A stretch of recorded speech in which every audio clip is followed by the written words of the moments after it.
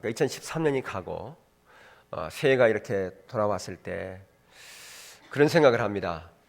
참 시간이 참 빠르다. 정말 세월이 유수와 같다. 그런 말이 정말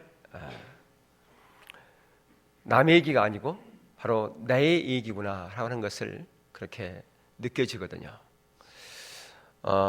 제가 이제 새해가 이렇게 되어지면서 제가 그 부분을 좀 놓쳤던 부분인데 뭐냐면 내가 나이를 하나 더 먹었다라고 하는 이 부분에 대해서 놓치고 있었어요. 여러분 새해가 되면 나이가 하나 더 먹지요, 그죠? 근데 나이가 하나 더 먹으면 나이에 대한 부담감을 느끼는 분도 있지만 그거에 대해서 별로 부담감을 느끼지 않는 분도 있어요. 어떠신가요? 우리 새해 경제는 나이 하나 더 먹었다고 해서 부담감 느껴요? 안 느껴요? 느껴요? 벌써 그러면 안 되는데. 예, 나이가 들면 들수록 나이에 대한 나이 먹어감에 대한 부담감이 더 느껴질 겁니다.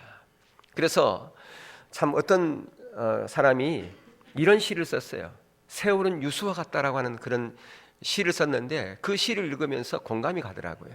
어떤 내용이냐면 번갯불에 콩밥과 먹듯 번쩍번쩍 지나가고 지나온 날을 뒤돌아보면 아쉬움만 남고 앞을 바라보면 안타까움만이 가득하다. 흘러가는 강물 같은 세월 붙잡을 수 없고 이제 인생을 조금 알만하고 느낄만 하고 인생을 바라볼 수 있을만하니 이마엔 깊은 주름이 깊게 새겨져 있다. 한 조각 두 조각 퍼즐 같은 삶 어떻게 맞추나 걱정이다. 세월만 보내고 퍼즐 같은 삶 다 맞추어 갈만하니 너무나 빠르게 흐른다 세월이.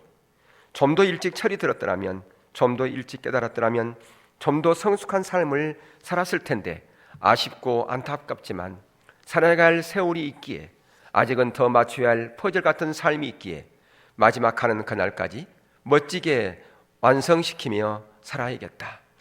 정처 없이 흘러가는 강물 같은 세월이지만 살아있음으로 이 얼마나 행복한가.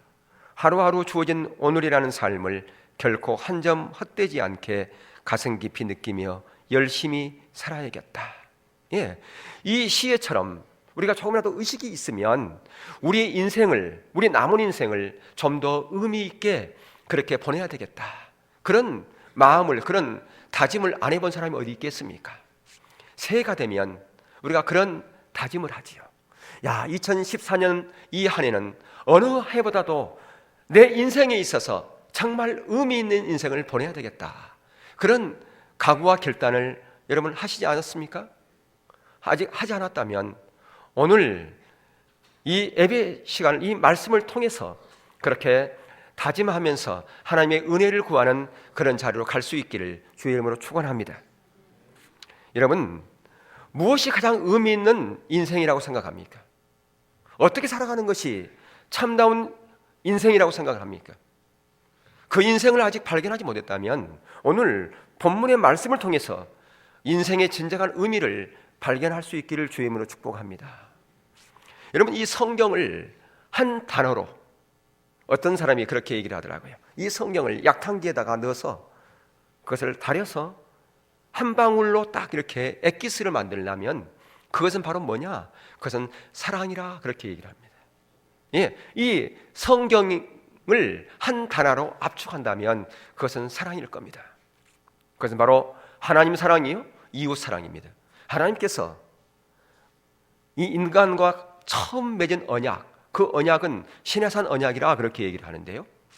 그 시내산 언약에서 모세에게 하나님께 주었던 그 십계명이 있습니다. 그 십계명을 바로 하나님의 사랑에 대한 것이요, 이웃에 대한 사랑에 대한 것이요, 하나님 사랑, 이웃 사랑에 대한 것이 바로 십계명에 담겨져 있습니다.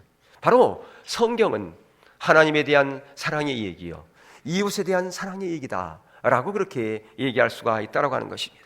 그래서 오늘 본문에서도 가장 먼저 중요한 하나님의 말씀은, 계명은 하나님을 사랑하는 것이고, 두 번째는 이웃을 사랑하는 것이라고 그렇게 말씀하고 있는 것을 볼 수 있습니다. 그런데 우리가 여기서 하나님을 사랑하는 의미가 뭐냐? 하나님을 사랑하는 의미가 뭐냐고 여러분에게 물어본다면 하나님을 사랑하는 것은 뭔지 알겠어. 그런데 그 의미를 설명하라 그러면 설명이 안 되신 분들이 많을 겁니다. 그래서 우리가 중요한 것은 내가 하나님을 사랑하는 것은 내가 알고 있지만 그 의미가 무엇인지를 설명하는 그런 자리까지 갈 필요가 있다고 하는 것입니다. 하나님을 사랑한다고 하는 것은 바로 성경에서 하나님을 사랑한다는 것은 하나님 그분을 인격체이신 하나님을 전 존재로 사랑하는 것을 하나님은 바로 성경에서 하나님을 사랑하는 것이다 라고 그렇게 말씀하고 있습니다. 그럼 여기서 전 존재라고 하는 것이 뭐냐라고 하는 겁니다. 전 존재로 사랑하는 것인데 그 전 존재로 사랑하는 것이 그것이 뭐냐라고 하는 것입니다. 그것은 인격체이신 그분을 내가 사랑하는데 그분을 하나님의 관점에서 사랑하는 것이 중요한데 내 관점이 아닌 하나님의 관점에서 사랑하는 것이 중요한데 전 존재로 바로 인격체라고 하는 것과 전 존재라고 하는 단어를 우리는 주목해 볼 필요가 있습니다. 근데 많은 사람이 이걸 모르면 나는 하나님을 사랑해 라고 그렇게 얘기를 합니다. 예, 당신은 하나님을 사랑하는데요. 예, 저는 이런 것도 하고 저런 것도 하고 내가 주일 성수하니까 하나님 사랑하죠. 내가 하나님 사랑 안 하면 내가 오늘 교회 나왔겠습니까? 내가 하나님 사랑 안 하면 내가 헌금했겠습니까? 내가 11조 하죠. 그러니까 하나님 사랑하는 것이죠 라고 그렇게 얘기를 합니다. 많은 사람들이 의식을 잘하는 것, 의식이라고 하는 게 뭐냐면 지금 우리가 예배 드리는 것도 의식입니다. 아까 우리가 헌금 드렸죠? 그것도 의식입니다. 아까 우리가 찬양과 경배 드렸죠? 기도했죠? 다 의식입니다. 그걸 잘하는 것이 하나님 사랑하는 것이라면 바리새인들만큼 하나님 사랑하는 사람 없습니다. 근데 우리가 우리의 관점에서 하나님 사랑하는 것이다 하는 것을 알고 있어요. 근데 중요한 것은 하나님의 관점, 성경적인 관점에서 하나님의 사랑하는 것이 뭐냐, 그 진정한 의미가 무엇이냐라고 하는 것을 알 필요가 있다 그 말입니다. 거기서 중요한 것은 인격체라고 하는 것과 전 존재라고 하는 단어라 그 말입니다. 우리가 하나님을 사랑하되 어떤 하나님? 인격체이신 하나님. 하나님은 인격체예요. 근데 오늘 많은 사람이 하나님이 인격체라고 하는 것을 놓치고 그저 의식만 많이 하는 것이 하나님을 사랑하는 것이라 생각한다 그 말이에요. 왜 그러냐? 하나님이 인격체라고 하는 사실을 놓쳤기 때문에 그렇다고 하는 겁니다. 인격체 하나님을 사랑하되 전 존재로 사랑하는 것이다 라고 하는 것이죠. 여러분, 하나님은 인격체지 않습니까? 그러니까 영이시잖아요. 영이신데 우리가 살과 뼈가 없어요. 예, 우리의 인격은 어디서부터 왔습니까? 하나님으로부터 우리의 인격은 왔습니다. 그래서 하나님은 인격체 중에서 완전한 인격입니다. 우리의 지정의가 어디서 왔느냐? 하나님께로부터 온 겁니다.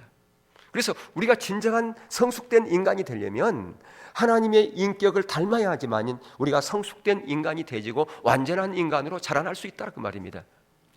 그런 의미에서 여기서 이제 하나님의 인격 대 인격 그 만남을 통해서만이 우리는 하나님을 알게 되고요, 그 하나님의 사랑을 알게 되고요, 전 존재로 하나님을 사랑하는 그런 자리로 갈 수 있다라고 하는 것입니다.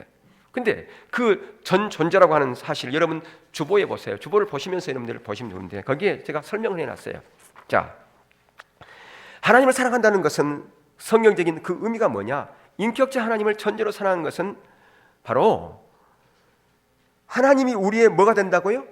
유일한 구세주요, 또한 유일한 뭐가 되는 주님이 되는 것이고 우리의 생명이 되는 것이다. 그분이 나의 유일한 구세주요, 나의 주인이요, 나의 생명이 되는 것. 그게 바로 전 존재로 하나님을 사랑하는 것이다. 전 존재라고 하는 의미는 그것입니다. 우리가 그것을 놓치면서 하나님의 인격체라는 사실을 놓치고서 우리가 하나님을 사랑한다라고 그렇게 얘기합니다. 그러면 하나님 사랑하는 것이 뭔데? 왜 사랑하는데? 예, 내가 오늘 주일 성수하니까 하나님 사랑하는 것이죠. 내가 하나님 사랑하니까 내가 헌금한 것이죠. 라고 그렇게 얘기하는 경우가 많지요. 예. 그러니까 이 인격체라고 하는 것과 전 존재라고 하는 사실, 이 사실을 우리는 기억해야 됩니다. 그래서 우리가 하나님을 사랑한다고 하는 것은요, 우리의 마음에서부터 그렇기 때문에 출발하는 거예요. 하나님의 사랑은 어디서 출발한다고요? 마음에서부터 하나님의 사랑은 출발하는 거예요. 하나님을 따라하는 것도 마찬가지입니다. 하나님을 따라하는 것도 마음에서부터 출발을 해요. 어떤 사람들이 그렇게 생각합니다. 하나님을 따라하는 것을 교회에 안 나오고 다른 종교로 가고 그것을 하나님 따라하는 것이라고 생각을 해요. 아니에요. 교회에 나오지만 하나님 따라하는 사람들이 있습니다. 교회에는 나와요. 교회는 나오지만 하나님을 멀리 따라가는 사람이 있어요. 이 마음에서부터 하나님 따라하는 것은 출발되기 때문에 그렇습니다. 교회에 나왔다고 그래가지고 하나님 안 따랐다? 아니에요. 교회에 나와 있어도 하나님을 따라하는 사람이 있다라고 하는 겁니다. 그러니까 하나님을 떠나는 것은 마음에서부터 시작되어지는 거예요. 하나님을 사랑하는 것도 마음에서부터 시작이 되어지는 것이다 그 말입니다. 여러분, 아내와 남편을 사랑하는 것도, 서로 이성 간에 사랑하는 것도 마찬가지죠. 마음에서부터 시작되어지는 거예요. 그게요. 행동 이전에 마음에서부터 시작되어져서 그게 뭘로 가느냐? 행동으로 가는 겁니다. 서로 사랑하면 거기서 서로를 알고자 하는 열망이 생겨지고, 서로의 필요를 채우려고 하는 열망이 세워지고, 그래서 거기에서 이제 행동이 나오는 것이죠. 다른 사람을 섬기고요, 다른 사람에게 필요를 채워주고요. 그 모든 다 어디서부터 왔느냐? 자기 마음에서부터, 중심에서부터 그게 시작되었다라고 하는 것입니다. 그래서 항상 인격체제 하나님을 우리가 사랑하는 것은 행동 이전에 마음에서부터 시작되어진다고 하는 것입니다. 우리가 하나님을 우리의 전적으로 사랑하는 것은 인격체제 하나님 그분을 사랑하되, 그분이 우리의 유일한 구세주요, 우리의 주인이요, 우리의 생명이라고 하는 사실을 늘 기억하며 그렇게 하나님 앞에 설 수 있기를 주의 이름으로 축원합니다. 자, 그러면 하나님을 아는 것과 하나님을 사랑하는 것은 어떤 관계가 있는가? 그것은 동전의 양면처럼 나눌 수가 없습니다. 하나님을 아는 만큼 우리는 사랑할 수가 있어요. 하나님을 안다는 것은 이따가 도표에도 나오겠지만 그분을 관해서 아는 것이 아니라 그분을 실제로 아는 것을 얘기하는 겁니다. 실제로 아는 것, 이론이 아닌 실제로 아는 것을 성경은 안다 그렇게 얘기를 해요. 예, 호세아 4장에서 지식이 없으면서 이 백성이 지식이 없으면 망했다. 그것은 성경적인 지식을 말하는 것이 아니라 하나님을 인격적으로 실제로 아는 지식을 얘기하는 거예요. 그게 없어서 망했다는 겁니다. 이스라엘 백성들이 구약에서 하나님을 따라한 것도, 하나님의 심판을 받은 것도, 하나님의 징계를 받은 것도 왜 그런가? 하나님을 아는 지식이 없었기 때문에 그랬는데, 그들이 어떤 지식? 하나님을 실제로 아는 지식이 없었기 때문에. 바리새인들은 하나님에 관해서는 많이 알지 몰라지만 하나님과의 인격적인 만남을 통해서 아는 지식이 없었기 때문에 그들은 버림받을 수밖에 없었다라고 하는 겁니다. 그리고 그들 눈앞에 그들이 그렇게 기다렸던 메시아가 와 있었음에도 불구하고 그 메시아를 발견할 수가 없었어요. 영적인 분별력이 흐려졌기 때문에. 그래서 하나님이 어떤 분인지를 우리가 이론으로 아는 것도 중요하죠. 그렇기 때문에 성경을 읽는 것도 중요하고, 성경을 묵상하는 것도 중요하고, 성경을 공부하는 것도 중요합니다. 그러나 그 이론에 우리가 머물러 있다면 우리는 실제로 절대 아는 자리로 못 갑니다. 이론으로 아는 그것으로 머물러 버리면, 그것으로 만족합니다 한다면, 이론으로 아는 것을 하나님 아는 것을 대체해버린다면 하나님을 실제로 아는 자리로는 절대로 갈 수 없다 그 말입니다. 바리새인들은 하나님을 이론으로 아는 곳에 멈춰버렸어요. 그것으로 만족했어요. 그래서 그들은 하나님을 실제로 아는 자리로는 못 갔어요. 그래서 예수님은 그들을 향해서 너희들은 하나님을 모른다, 하나님을 사랑하지도 않는다라고 그렇게 책망하지 않습니까? 근데 그들은 그 의미를 알지 못했어요. 우리같이 하나님을 아는 사람이 어디 있어? 우리같이 하나님을 사랑하는 사람이 어디 있냐고 그렇게 항변했어요. 의미를 모르니까. 성경에서의 하나님을 사랑한다는 의미와 성경에서 하나님을 안다고 하는 의미를 그들은 놓치고 있었기 때문에 예수님께서 그들 가운데 와서서 그렇게 말씀해도 몰랐다 그 말이에요. 오늘날 그러면 예수님께서 이 땅 가운데 오셔서 오늘 여기 강대상에서 설교한다고 해서 그들이 다 그 의미를 알 것 같습니까? 오늘날도 마찬가지입니다. 예수님께서 오셔서 말씀을 증거해도 그 의미를 모르는 사람도 있을 수 있습니다. 왜? 하나님의 관점을 모르니까. 하나님의 관점에서 하나님의 그 사랑한다는 의미와 하나님을 안다는 의미를 모르기 때문에, 성경적인 관점이 없기 때문에 우리가 그럴 수 있다 그 말입니다. 이 오늘날 그리스도인들이 하나님을 알지도 못하면서 하나님을 안다고 그럽니까? 하나님을 사랑하지도 않으면 사랑한다고 그럽니까? 바로 이런 것 때문에. 이론으로 많이 알면 하나님을 안다 그러고, 의식으로 내가 교회 봉사 많이 하고, 내가 기도 많이 하고, 내가 이런 의식적인 것을 많이 하기 때문에 나는 하나님을 사랑한다라고 그렇게 말하는 경우가 있다라고 하는 것입니다. 여러 번 말씀드렸지만 가정에서요, 아내와 남편 서로 사랑하지 않으면서도요, 빨리 해주고 밥 해줄 수 있고요, 남편이 아내에게 생활비 대줄 수도 있습니다. 전혀 사랑이 없음에도 불구하고. 그렇지 않습니까? 그러면 생활비 대주고 빨리 해주고 밥 해주는 것이 그것이 되어졌다고 서로 사랑하는 겁니까? 아니라 그 말이에요. 우리 신앙생활도 마찬가지예요.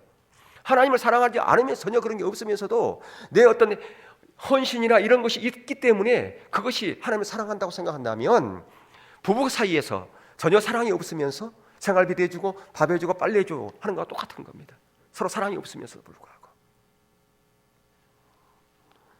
하나님을 우리가 이론으로 아는 것, 그게 중요하죠. 분명히 필요합니다.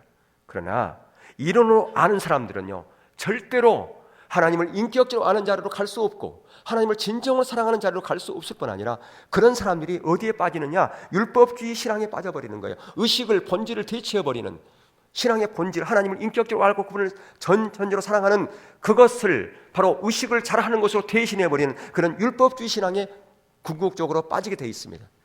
이론으로 알고 있으면, 하나님의 간에서만 아는 것에 머물러 있으면 반드시 그런 자리로 가게 되어 있습니다. 율법주의 신앙으로 가게 되어 있어요. 왜?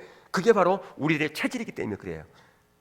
그 모든 종교가 다 그렇기 때문에 그렇습니다. 우리는 그런 종교성이 있기 때문에 그런 자리로 반드시 가게 되어 있어요. 바로 거짓 신앙으로, 모조품 신앙으로 가게 되어 있습니다. 그게 우리들의 체질이에요. 그게. 우리가 하나님을 아는 것과, 그렇기 때문에 하나님을 사랑하는 것은 동전의 양면처럼 나눌 수가 없는데, 하나님을 알면 알수록요, 하나님을 사랑하게 돼 있습니다. 그래서 하나님을 사랑하는 사람은 주님을 아는 것이 그의 삶의 유일한 목적과 그분의 목표가 될 수 있어요. 누구처럼? 사도 바울이 그랬어요. 사도 바울이 빌립보서 3장에서 그는 과거에 자기의 유익하는 그 모든 것들을 다 배설물로 여겼어요. 뭐 하기 위해서? 예수 그리스도 그분을 더 깊이 알기 위해서, 그분을 더 붙잡기 위해서 그렇다는 겁니다. 왜 그런 고백을 할 수 있을까요? 그거는 하나님을 깊이 알았거든요. 예수님이 어떤 분인지 알았거든요. 그분의 사랑에 대해서 너무나 잘 알고 있었거든요. 그 사랑을 알면 알수록 그 안에서 어떤 마음이 주어지느냐? 하나님을 더 알고 싶어하는 욕망과 하나님을 더 사랑하고자 하는 그 유일한 그 욕망이 솟아나게 되어 있습니다. 그래서 자기의 과거, 자기의 유익했던 그 모든 것들을 다 배설물로 여기겠다라고 하는 겁니다. 하나님을 더 깊이 알아가기 위해서. 그 당시 사도 바울은 그의 사역 말기 때였어요. 말기니까 얼마나 하나님을 많이 경험했습니까? 하나님을 얼마나 많이 알았겠습니까? 그런데도 불구하고 그의 유일한 소망 하나가 있는 것, 그것은 주님을 더 깊이 알고 사랑하며 주님의 그 비전을 향해서, 부르심의 그 소망을 향해서 더 달려가겠다라고 그렇게 그는 고백하고 있지 않습니까? 그게 바로 하나님을 알면 알수록, 하나님을 사랑하면 할수록 하나님을 더 알고 싶어하고 하나님을 사랑하는 그 욕망이, 그 열망이 부어진다라고 하는 것입니다. 이게 선순환이에요. 이게요.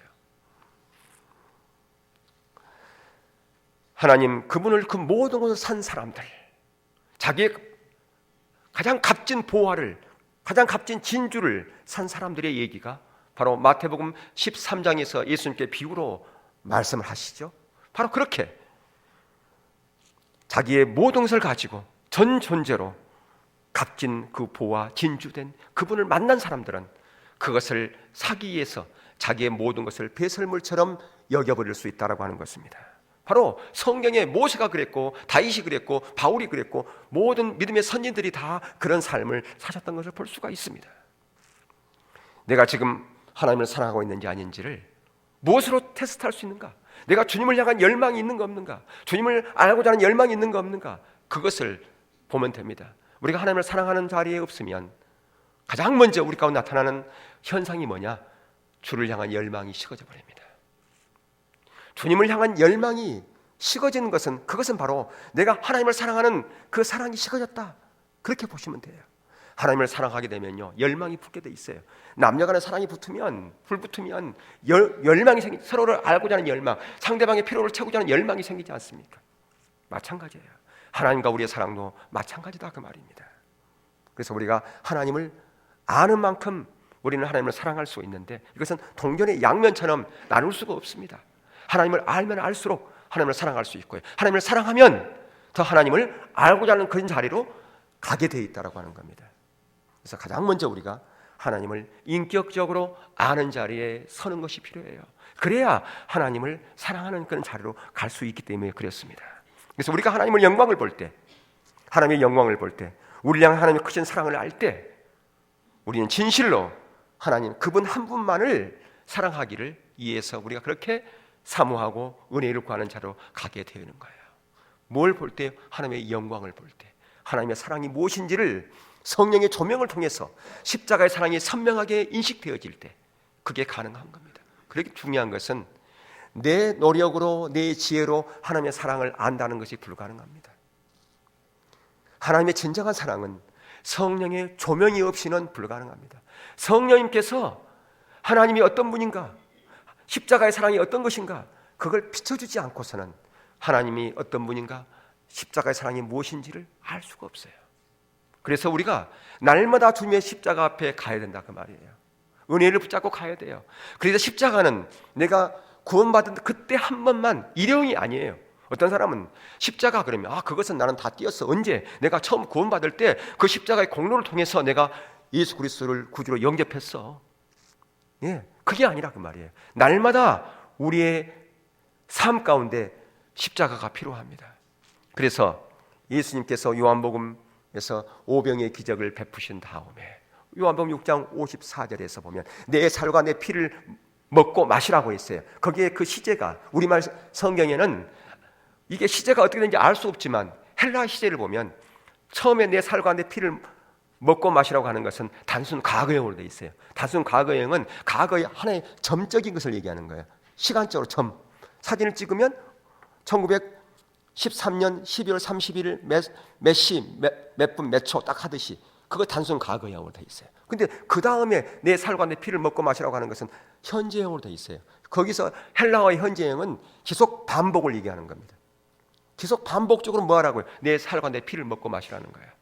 과거에 내가 구원받을 때 십자가를 붙잡아서 구원받았다면, 구원받은 하나님의 백성이라면 날마다 주님의 십자가가 너의 삶 가운데 필요하다 그거예요.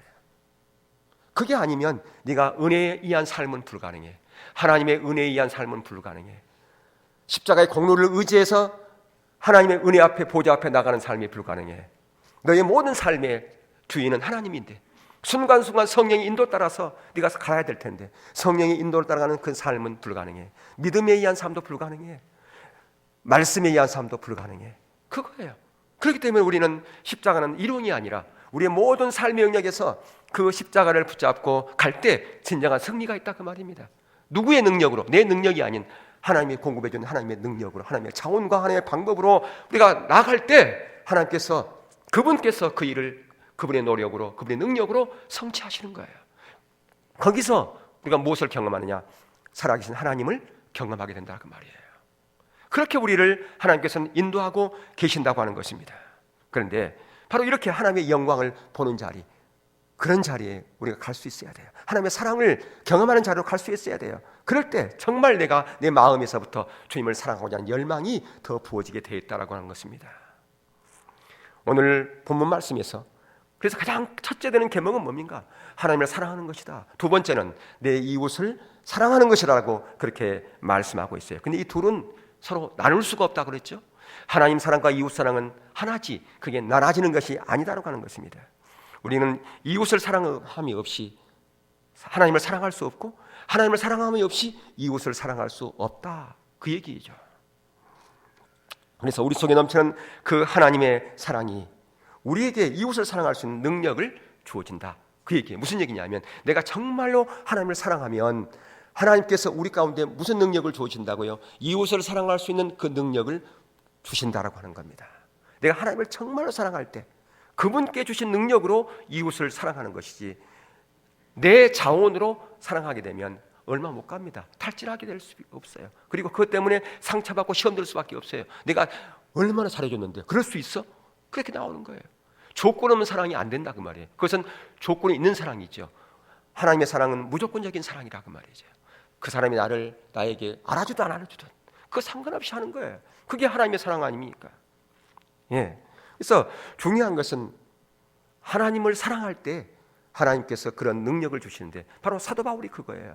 사도 바울이 교회를 사랑하고 성도를 사랑하는 그런 사랑이 그에게 있었는데 그 사랑이 누구의 사랑이라고 그는 고백합니까? 하나님의 사랑이 광권하여 내가 교회를 사랑했다라고 그렇게 얘기하고 있어요. 뭐가요? 하나님의 사랑이 그를 그냥 광권해서 그렇게 했다고 하는 거죠. 그래서 그가 고린도서 15장 10절에서 내가 나된 것은 전적인 하나님의 은혜로 되어졌다 그렇게 고백하고 있지 않습니까?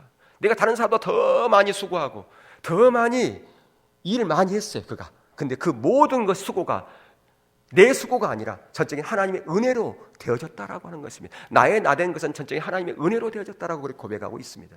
물론 성경은 우리에게 명령하는 부분이 많이 있습니다. 그렇기 때문에 하나님의 사랑이 나에게 보이지 않아도 우리가 해야 될 부분이 있어요. 여러분, 우리가 대한민국 국민으로서 해야 될 의무들이 있잖아요. 남자들은 군대를 가야 돼요, 안 가야 돼요? 가야 되죠. 자원하는 마음이 없어도 가야 돼요, 안 가야 돼요? 억지로라도 가야 돼요, 안 가야 돼요? 여기 군대 갈 때 내가 자원하는 마음으로 갔다, 그런 손 들어보세요. 나는 억지로 갔다, 손 들어보세요. 억지로 갔죠, 손 들었잖아요. 억지로 갔다고. 억지로라도 뭐에 가야 돼요, 안 가야 돼요? 가야 돼. 왜? 의무니까. 그러니까 성경에서 하라고 명령한 것은 해야 돼요, 안 해야 돼요? 내가 마음이 없어도 해야 돼요. 왜? 성경이기 때문에. 의무감에 의해서 해야 돼요. 그건 분명히 성경적입니다. 전도하라, 이웃을 사랑하라, 주일 성수하라, 11조해라. 이것은 명령이기 때문에 하는 거예요. 내가 자원하는 마음이 없어도 해야 돼요. 근데 문제는 자원하는 마음이 없이 내가 의무감으로 하면 오래 못 갑니다. 탈진해 버리는 거예요. 사도 바울이 그가 다른 사도보다 더 많이 수고했지만 그가 탈진하지 않고 그 모든 사명을 잘 감당할 수 있었던 것은 그것은 의무감으로 한 게 아니라 자원하는 마음으로 했기 때문에 탈진하지 않는 거라 그 말이에요. 자원하는 마음으로 하지 않으면 그게 탈진하게 되고요. 그것 때문에 하나님을 원망하게 되고요. 하나님 너무하십니다. 내가 이렇게 많이 일했는데 저에게 돌아오는 것이 뭡니까? 하나님 원망하는 거예요. 다른 사람을 섬겼는데 아니 저럴 수 있어? 내가 어떻게 섬겼는데? 상처가 되지는 거예요. 자원하는 마음으로 하면 아니하실지라도 상관없습니다. 이건 내가 주님 바라보고 한 것이지 사람 바라보고 한 게 아니기 때문에 나에게 어떠한 대가가 돌아오지 않는다 할지라도 저는 상관없어요. 그런 마음이죠. 제가 한번 예화를 들었습니다마는 제가 인천에 이렇게 있을 때 그때 사회들이 참 어려웠어요. 어려웠는데 그 어려운 가운데 하나님께서 감동이 주셔서 뭐 큰 금액도 못했죠. 조그마한 금액이지만 다른 분들을 이렇게 구제했었어요. 그런데 한 번은 그 구제비를 이렇게 보내지 말라는 그런 마음이 와요. 감동이. 그래서 이제 하나님께 이제 여러 번 분별하면서 그렇게 하지 않았어요. 근데 나중에 그 이유를 알았습니다. 뭐냐면, 근데 저희들이 그 감동 받을 때가 그분들이 가장 최악으로 어려울 때였어요. 전화비도 못 내고요. 정말 힘들었을 때예요. 그러니까 도우려면 지금 도와야 되는 거예요. 근데 왜 하나님께서는 그렇게 막으셨을까? 나중에 그 이유를 알았죠. 그분들이 하나님을 의지하기보다는 사람을 의지하고 있었던 거예요. 사람 손을 바라보고 있었던 거죠. 그래서 하나님께서 사방을 깍깍 막아버린 거예요. 그래서 결국 누구만 바라보라고요? 하나님만 바라보라고. 만약에 그때 하나님의 감동을 무시한 채 이분들이 어려우니까 도와야 돼 라고 도왔으면 하나님의 일하는 것을 방해하는 것이 되잖아요. 그렇기 때문에 우리가 하나님 사랑 안에서 그걸 해야 된다 그 말이에요. 그 얘기는 무슨 얘기냐면 아까도 말씀드렸 좀 나오겠지만 신앙의 본질 가운데 하나님을 인격적으로 알고 그분과 친밀한 교제 가운데 있을 때에 그분의 의도와 그분께서 뭘 하고자 하는 것을 알게 되는 거예요. 그게 안 되어지면 내 생각이 앞서고요. 내 방법이 앞서게 되는 거예요. 그러면 결국은 하나님하고 상관없는 일을 하게 되는 거예요. 하나님은 일하지 않는데 내가 계획 세워가지고 내가 앞서서 일하면서 하나님 도와주세요. 그렇게 하는 거예요. 하나님과 상관없는 일을 하면서도요. 이렇게 되진다고 말이죠. 그리고 중요한 것은 우리가 하나님의 사랑 안에서 하되 때로는 의무감에서 할 필요도 해요. 중요한 것은 자원하는 마음이 없으면 그것이 오래가지 못한다라고 하는 겁니다. 그리고 그것 때문에 낙심하게 되고 그것 때문에 상처받고 그것 때문에 힘들어할 수 있는 것이다 라고 하는 겁니다. 그래서 여러분들 2014년 표가 뭐죠? 하나님 사랑, 이웃 사랑이란 말이에요. 2014년은 정말 하나님을 사랑하고 이웃을 사랑하는 그런 한 해가 될 수 있기를 축복합니다. 자, 우리가 이 자리로 가려면 세 가지 목표가 있어요. 첫 번째가 신앙의 본질 가운데 서야 되는 겁니다. 자, 신앙의 본질에 대한 부분을 여러분 그 주보에도 도표로 그려놨지만 얼마나 많이 우리가 강조했습니까? 신앙의 본질의 회복이요. 그 도표를 이렇게 보시면 영상에도 뜰 거예요. 자, 거기 보면 보세요. 저기에 우리의 신앙이라고 하는 것이 본질에 대한 부분이고 이 의식에 대한 부분인데 그 앞에 다림줄 하나를 그려놨죠. 저게 뭐 할 때 쓰는 거예요? 저 다림줄이 벽돌 쌀 때 쓰는 거예요. 요즘은 GPS 가지고 합니다만은 옛날에는 벽돌 쌀 때 저 다림줄과 안 싸면 아무리 기술자라도 그 사람이 20년, 30년 동안 벽을 쌓았던 그런 전문가라도 저게 없으면 똑바로 못 쌓아요. 그만큼 저게 중요한 겁니다. 무슨 얘기냐 그러면 우리 신앙에 있어서 하나님의 기준이 중요하다는 거예요. 하나님의 성경이 뭐라고 그러는지 그게 중요한 거예요. 우리 신앙이 우리가 갖고 있는 전통에 의해서 신앙생활을 하면 안 되죠. 뭐에 의해서 해야 돼요? 성경 말씀대로 해야 돼요. 근데 문제는 오늘날 우리가 신앙생활을 하면서 하나님의 기준이 가려져 있다는 그 말이에요. 다시 말하면 성경에서 얘기하는 하나님이 말씀하신 그 신앙이 옆으로 가 있다 그 말이에요. 그래서 저게 지금 그려져 있는 거예요. 자, 우리의 신앙은 본질이 있고 의식이 있어요. 이 두 개가 조화를 이루어야 그게 온전한 신앙이요, 건강한 신앙이에요. 그게 건강한 교회예요. 오늘날 아까도 말씀드렸지만 오른쪽에 있는 의식, 저 의식이 본질을 대체해 버렸어요. 율법주의가 돼버린 거예요. 이사야서에서 지금 1장에서부터 하나님께서 계속 이스라엘 백성들에게 호세아서에서 예레미야서에서 선지자를 통해서 계속해서 하나님의 백성들에게 내게로 돌아오라, 내게 돌아오라. 어디로 돌아오라는 겁니까? 저 본질로 돌아오는 거예요. 어디에 있는? 의식 가운데 있는 그들이 그 의식, 호세아 6장 6절에 내가 번제와 제사를 원치 않는다. 원래 원치 않는 분입니까? 번제와 제사를 하나님께 원했죠. 예. 내 얘기에서 신명기에서 계속 얘기했어요. 근데 거기서 뭐라고? 나는 번제와 제사를 싫어한다. 뭘 원한다고요? 나를 알고 사랑하는 거. 나를 알고 사랑하는 거. 그러면 번제와 제사는 필요 없는 것이냐? 필요하죠. 번제와 제사는 하나님을 알고 사랑하는 그 의식으로서 필요한 거예요. 컵은 왜 필요한가? 물을 담기 위해서 필요한 거예요. 물을 담으려면 컵이 필요한 거예요. 하나님을 알고 사랑하려면 저 의식이 필요한 거예요. 그 의식을 통해서 하나님을 알고 사랑하는 자리로 가야 된다 그 말이에요. 그런데 저 본질은 놓친 채 의식만 하고 있는 거예요. 의식만. 그러니까 계속해서 내게로 돌아오라, 지식이 없어 망한다. 계속 그거예요. 예. 그러니까 우리의 신앙은 가장 먼저가 뭐냐? 하나님을 인격적으로 아는 거예요. 그분을 친밀한 교제 가운데 있는 거예요. 그리고 두 번째가 뭐냐? 앞서가서 하나님을 행하심을 보고 온 삶을 동참하는 거예요. 이게 우리의 신앙이에요. 이게 우리 신앙의 첫 단초예요. 신앙의 ABC예요. 근데 오늘날 이 ABC를 모르는 사람들이 너무 많아요. 뭔만 아느냐? 의식만 알고 있는 거예요. 신앙생활 어떻게 하면 잘하는데? 성수주의라고 11조 잘하고 이거 잘해. 이거 하면 신앙자 잘하는 거야.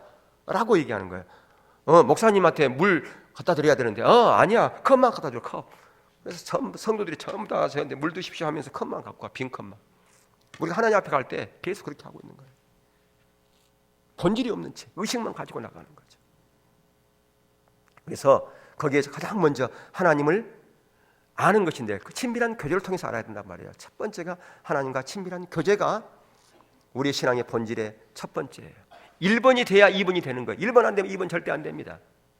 친밀한 교제를 통해서 하나님의 의도와 목적을 알아야 이 시대를 향한 하나님의 의도와 목적을 알 거 아니겠습니까? 1번이 안 되는데 어떻게 하나님의 의도와 목적을 알겠습니까? 그리고 그 행하심을 보고 동참하겠습니까? 불가능하죠. 예, 1번이 돼야 2번이 되는 것이다 그 말이에요. 그러니까 1번이 되려면 가장 먼저 하나님 아까 말씀드린 것처럼 하나님을 인격적으로 알아야 돼요. 그분을 실제로 알아야 돼요. 그리고 그분을 전 존재로 사랑해야 하는 자리에 있어야 돼요. 그리고 우리가 교회에 나올 때, 기도의 자리에 나올 때 항상 하나님의 얼굴을 구하는 자리에 있어야 돼요. 하나님이 목적되어야 된다 그 말입니다. 기도하는 목적, 먼저 하나님의 목적이 돼야 돼요. 그게 먼저 그 나라와 그것을 구하는 거예요. 내 의제를 가지고 나오면 안 돼요. 교회 나올 때. 내 의제, 내 문제, 내 기도 제목 다 내려놓으라 그 말이에요. 먼저 뭐냐? 하나님을 내가 더 알기 원합니다. 하나님이 내 목적되기 원합니다. 그 자리로 나와야 되는 거예요. 그래서 마태복음 6장 33절에 먼저 그 나라와 의를 구하라. 그러면 너희 그거 구하지 않는 거 그 모든 것을 내가 다 알아서 해줄게 그거 있잖아요. 그게 성경이잖아요. 근데 우리는 그 성경 말씀을 그냥 읽어. 그리고 교회 나올 때 내 의제 가지고 내 문제 가지고 그 해결 그거 가지고 나오는 거예요. 하나님의 얼굴을 전혀 구하지 않아요. 먼저 그 나라와 의를 전혀 구하지 않아. 그런데 어떻게 하나님과 친밀한 교제가 이루어지겠습니까? 안 된단 말이에요, 그게.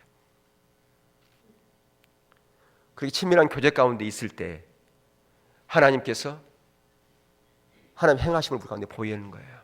그러면 거기에 내가 온 삶으로 동참하는 거예요. 따라가는 거예요. 그게 2번이 되는 거예요. 그렇게 되려면 우리 가운데 전적인 순종과 온전한 믿음이 필요한 것이다. 거기에서 피로의 삶이 필수예요. 플레이. 기도도 아까 같이 그런 기도를 해야 된다는 말이에요. 먼저 그 나라와 의를 구하는 기도. 그게 주기도문이에요. 그게요. 예수님께 그 제자들이 어떻게 기도해야 됩니까? 라고 물었을 때 주기도문을 가르쳐 주잖아요. 주기도문이 바로 그거예요. 먼저 하나님 얼굴 구하라는 거예요. 먼저 하나님이 목적대라는 거예요. 그거예요. 그게 주기도문이에요. 근데 우리는 주기도문은 언제 하는 겁니까? 예배 마칠 때, 절차 마칠 때 주기도문을 마치겠습니다. 그렇게 하면서도 거기에 진정한 의미가 뭔지 몰라요. 그러면 주기도문을 한단 말이에요. 예. 그래서 항상 우리가 하나님과 교제를 통해서 하나님께서 뭐라고 말씀하시는지 들어야 돼요. listen. 듣는 게 중요해요. 듣는 게. 듣기를 잘해야 돼요. 우리가 말하는 것도 중요하지만 하나님께서 뭐라고 말씀하시는지 듣는 게 더 중요한 겁니다. 그리고 중요한 것은 오베이, 순종이에요. 순종하는 삶이 돼야 한단 말이에요. 그게 동역자의 삶이에요. 하나님은 우리를 모두를 다 동역자로 부르셨어요. 창세기 때부터 우리를 동역자 삼기를 원하셨어요. 아담과 하와도 하나님의 동역자로 그들을 세우셨잖아요. 지금도 마찬가지입니다. 천사에게 동역자의 삶 살라고 하지 않아요. 저와 여러분을 통해서 하나님의 일을 이루고 싶어요. 누구의 능력으로? 그분의 능력으로. 그게 신비예요. 그게 얼마나 우리가 큰 특권입니까? 그게요. 우리가 그렇게 특권, 왕 같은 제사장으로서의 하나님의 대리자로서의 그런 동역자의 삶을 살기를 하나님께 원하셔요. 그게 되어지려면 저희 본질이 안 되면 불가능해요. 그게요. 의식만 붙잡고 나가면 절대 동역자의 삶은 불가능합니다. 하나님께서 이 시대에 이루려고 하는 하나님의 뜻을 우리를 통해서 온전히 이루지 못해요. 그래서 이 신앙의 본질로 회복되는 게 중요하다. 두 번째는 전 교인이 사역자가 되어야 된다라고 하는 겁니다. 아니 어떻게 전 교인이 사역자인가? 사역자라고 하는 것은 리더를 얘기하면 리더. 저와 여러분 모두가 다 리더입니다. 어떤 리더냐? 영적인 리더예요. 우리가 왕 같은 제사장이란 말이에요. 그렇지 않습니까? 우리가 왕 같은 제사장이에요. 하나님의 자녀란 말이에요. 하나님 자녀니까 우리는 리더예요. 어디에서? 여러분의 모든 삶의 자리에서 여러분 리더입니다. 직장에서 저는 대리인데요. 어떻게 제가 리더가 될 수 있습니까? 상사들이 많은데요. 아니에요. 리더예요. 비록 이에 상사가 있지만 내가 영적인 영향력을 행사하면 그런 영적인 리더가 된다는 거예요. 내가 내 이에 과장이나 부장이나 사장에게 영적인 영향력을 행사했다면 그 사람은 영적인 리더인 거예요. 가정에서도 마찬가지입니다. 어머니로서 아버지로서 자녀들에게 그런 것을 행사했으면 영적인 리더가 되는 거고, 학교에서 마찬가지. 학생들도 공부하면서 자녀들에게 저기 친구들에게 영향력을 행사했다면, 영적인 영향력을 행사했다면 그 사람은 영적인 리더가 되는 거예요. 그런 의미에서 우리 모두는 다 사역자가 되어야 되는 거예요. 사역을 그러니까 우리는 사역자 그러니까 무슨 목회자나 무슨 전도사나 이런 사람은 사역자 아니에요. 우리 모두가 사역을 해야 돼요. 어디서 사역을 해야 된다고요? 교회에서만요? 아니요. 여러분의 모든 일터에서 가정에서 사역을 해야 돼요. 이런 의미에서 사역자예요, 여러분들. 그게 돼야 된다고 말입니다. 예. 그게 우리가 해야 될 몫이에요. 그게요. 다른 사람이 해야 될 몫이 아니라, 세상 사람들이 해야 될 몫이 아니라 믿는 그리스도인 저와 여러분이 해야 될 몫이다 그 말입니다. 그게 그래야 우리를 통해 세상이 변화되는 게 아니겠습니까? 말로만 구호로만 하는 것이 아니라 실제로 내가 그런 자리에 가서 영향력 향상으로 말미암아 세상을 변화시키는 것이 누가 아니라 내로부터 그 일을 해야 된다라고 하는 겁니다. 자, 그래서 사역자 이 부분 중요한데 이게 분별이 중요해요. 여러분 주보에 써놨죠? 예, 그러니까 이건 하나의 골조와 같은, 교회에서도 마찬가지. 교회에서도 이 리더가 든든히 세워져야지 교회가 든든하게 세워지는 겁니다. 골조와 같은 것이니까. 첫 번째, 리더는 하나님께서 교회를 통해서 일하여 가시는 행하심을 보아야 돼요. 어디서 행하심 봐야 된다고요? 교회 안에서 행하심을 봐야 돼요. 왜? 우리의 신앙의 최소 단위는 어디니까? 교회니까.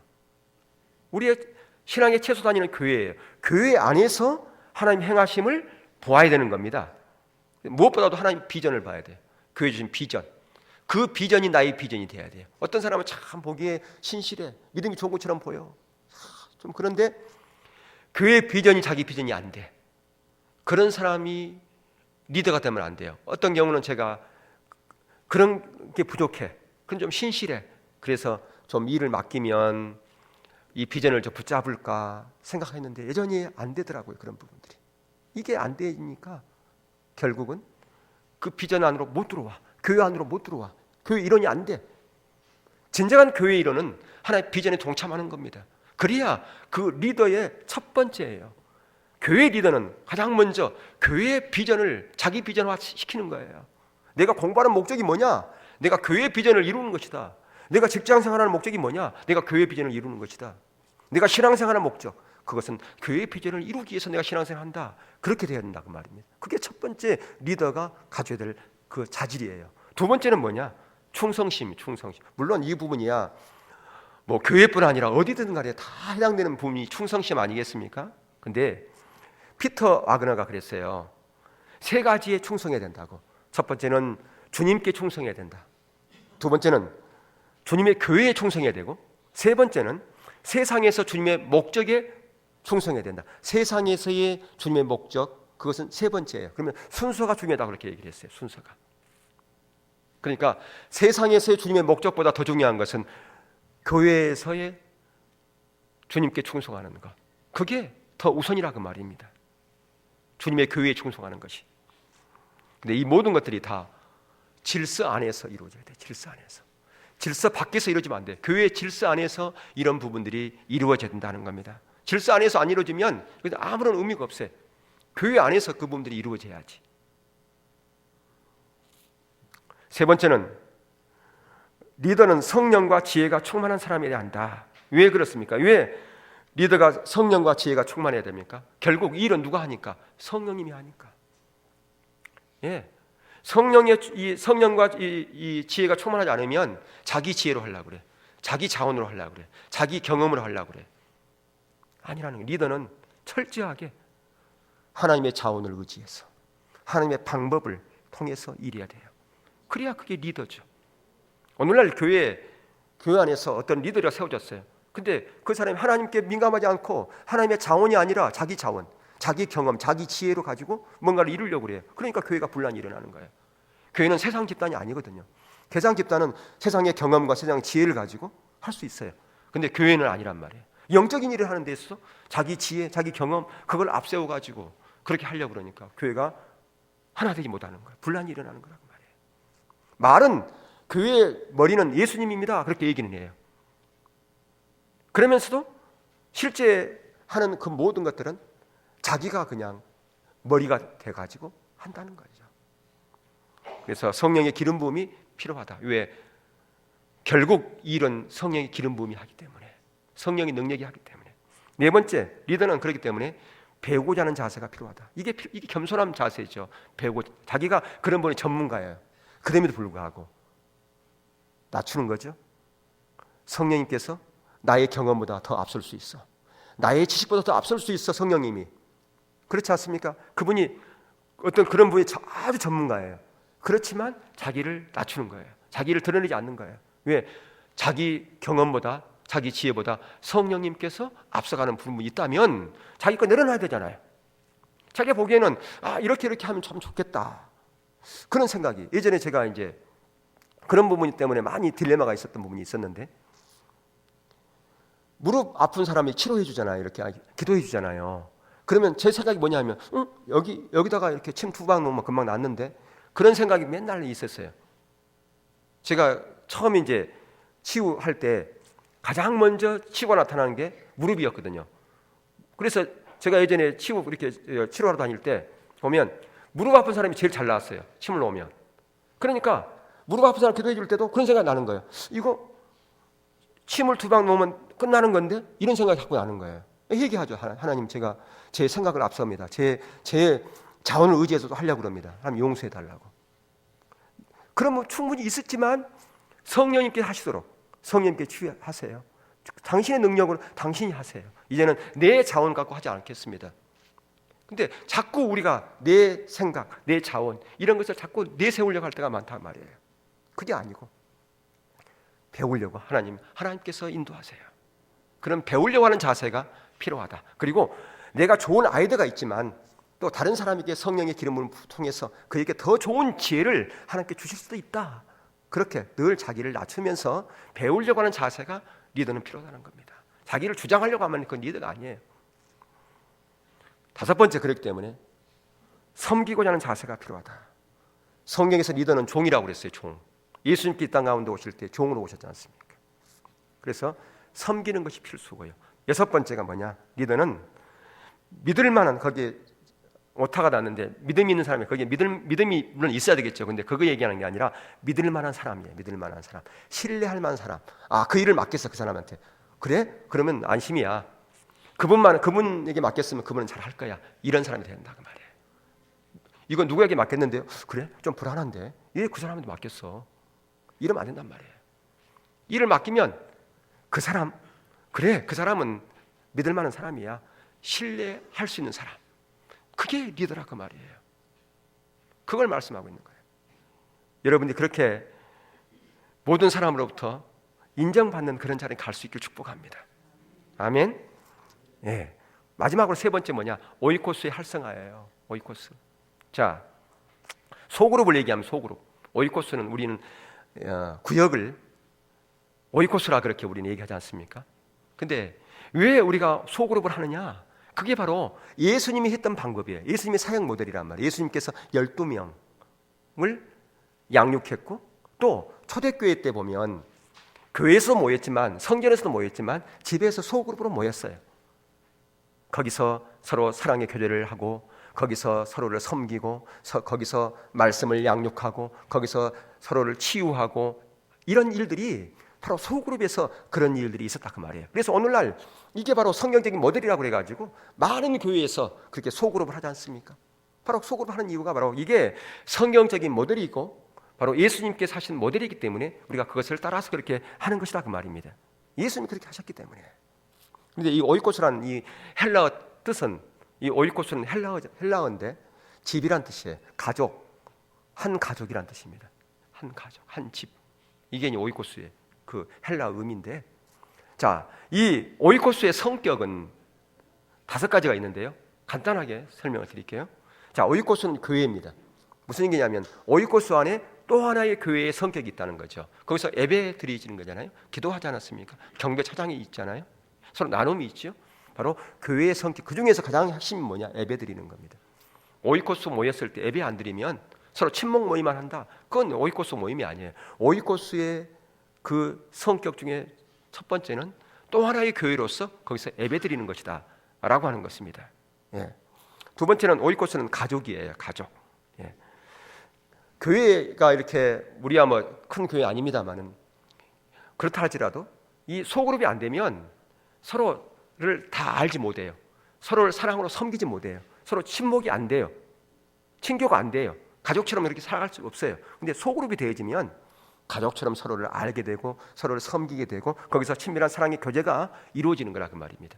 그런 의미에서 오이코스는 가족이다라고 그렇게 얘기를 해요. 그래서 그 오이코스 안에서 상대방의 필요를 채워주고 거기서 하나님께서 은혜를 부어주시면 서로 섬기고 그런 일들을 그 가족 안에서 이루어지는 것이다 라고 하는 것이죠. 세 번째는 오이코스는 훈련소예요. 훈련소. 훈련소는 보통 뭐 논산 훈련소라든가 아니면 뭐 요즘은 각 사단마다 훈련소가 있죠. 거기서 뭐 합니까? 거기서 훈련을 시킴으로 말미암아 거기서 자라나잖아요. 양육되어지잖아요. 거기서 또 하나의 리더가 발굴되어지는 그 일들을 바로 그런 오이코스에서 양육하고 서로 섬김을 통해서 그런 자질이 발견되어지고 또 하나의 리더가 세워지는 그 일들을 바로 이 오이코스에서 하기 때문에 오이코스의 성격 중에 세 번째는 훈련소다라고 하는 겁니다. 네 번째 오이코스 성격이 뭐냐? 병원이에요. 병원. 왜 병원이라고 그러는가? 거기서 마음이 아픈 사람, 또 질병 있는 사람, 이런 사람들을 서로 기도해 주므로 말미암아 치유가 일어나고 회복이 일어나는 그런 의미에서 오이코스는 병원이다라고 하는 거고요. 마지막 이 오이코스의 존재의 목적과 같은 것인데요. 그것은 산부인과입니다. 오이코스는 산부인과에서 뭐 하던가요? 뭐가 태어나요? 산부인과 하면 아기가 태어나죠. 바로 이 오이코스 안에서 전도가 일어나고 셀이 번식되어지는 일이 있다 그 말이에요. 이게 오이코스의 존재 목적이에요. 우리가 이 부분이 잘 안 됐기 때문에 이런 부분을 좀 안 돼 고민하는 가운데서 우리가 작년에는 변형적인 부분 재작년부터 그렇게 했는데 그래도 또 안 되는 거야 이게. 예. 정말 하나님의 은혜가 필요하다라고 하는 겁니다. 그래서 올해는 정말 오이코스가 진정으로 활성화되어져서 오이코스의 존재 목적, 그 영혼을 전도하고 번식하는 그 일들이 정말 이 오이코스 안에서 그 일을 감당했으면 좋겠어요. 정말 산부인과로서의 그 역할을 온전히 감당했으면 좋겠습니다. 그래서 2013년 우리에게 주신 포요 하나님 사랑, 이웃 사랑, 그리고 그것을 위해서 우리가 해야 될 세 가지 목표는 가장 먼저는 신앙의 본질 가운데 서서 모두가 사역자로서 우리가 세워질 뿐 아니라 오이코스 안에서 예배가 회복되어지고 진정한 오이코스의 그 모든 것들이 이루어지는 활성화되어지는 그런 한 해가 되어줄 수 있기를 주의 이름으로 축원합니다.